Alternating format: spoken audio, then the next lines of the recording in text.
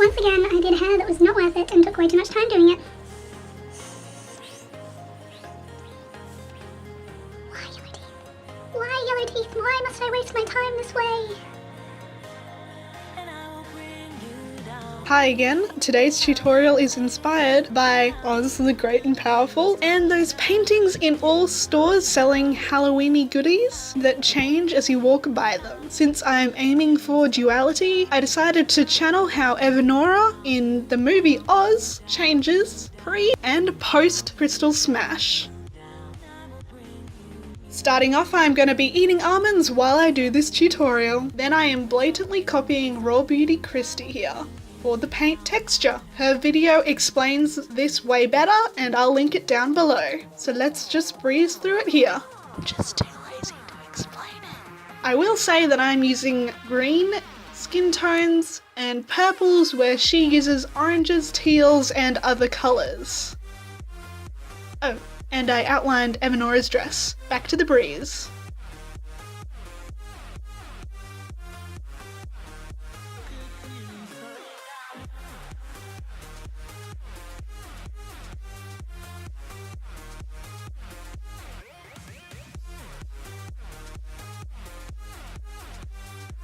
So I thought this was actually a little too textured and bold, so I went over everything with white cream paint from Nye. Just like with the Banshee, let the brush texture stay in. 2 rounds of texture for the win. Now I set this with foundation powder everywhere. And since the lace blocks some light to the skin, we will shade below it with a fan brush and brown. Speaking of shading, let's contour using some brown eyeshadow. For the Momo, I am just doing both sides the same, in case y'all don't want to do the freaking broken crystal side. Lace time. I outline the edge and the seam, then I do the other sides, but basically just grab black and draw squiggles. You should actually make them thicker than I am doing here now. Then I add the lace pattern to the corset. Since the right side is the undamaged crystal side, I am using lighter green, as you see at the start of the movie. And on the other side is going to be all black like it is at the end. And you guys get a great view of me not showing you what I am doing, mostly because this is a little low.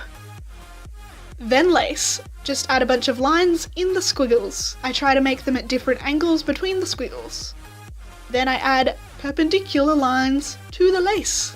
And here I am thickening the lines, so you should probably just do that at the start. Wow, so good at being in the frame. Zooming in with the camera was a good decision, right? Yeah. And I am adding lace to the front of the dress. Do whatever pattern you fancy.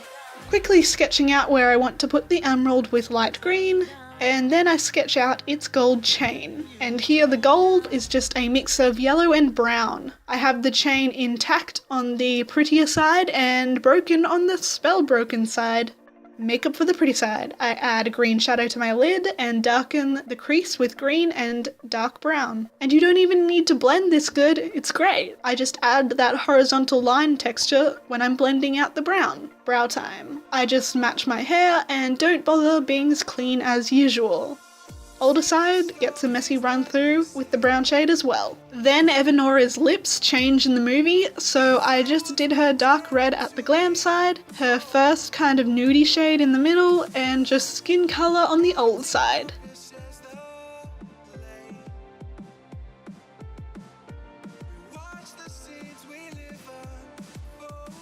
Then I run some white paint through the older brows and add some big old liner to the glam side. You've seen this before, so let's skip it.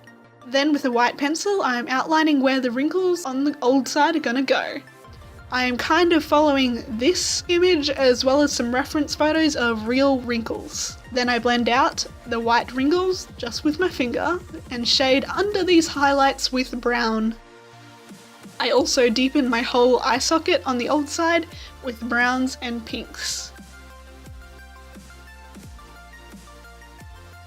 I do frown and wrinkle my face to get wrinkle and frown lines, who'd have thought, and I shade the ones that I do see with brown. I mixed brown and black shadows for the deepest areas, and with it on my brush I also shade under the necklace and beside the dress. emerald time. First I define it and the broken shards of it with a darker green or emerald green. Then I add the gold bracing to the broken shards that would still be attached to it, and use that gold yellow shade to go back over the necklace that has been muddled by the shading. Then this is pretty much the same as how I showed you in the Emma Frost tutorial. First outline the faces of the emerald or facets and then fill in them. With smaller crystals I normally fill in the faces with different shades and then add those triangles and other sharp shapes reflected in them.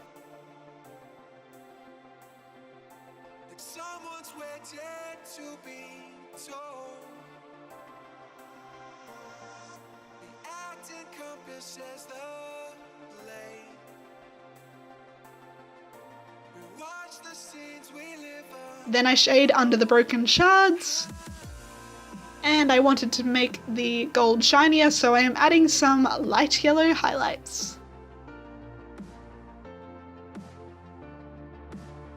Then I shade some of the faces and the edges of the emerald, and highlight some edges with a light green.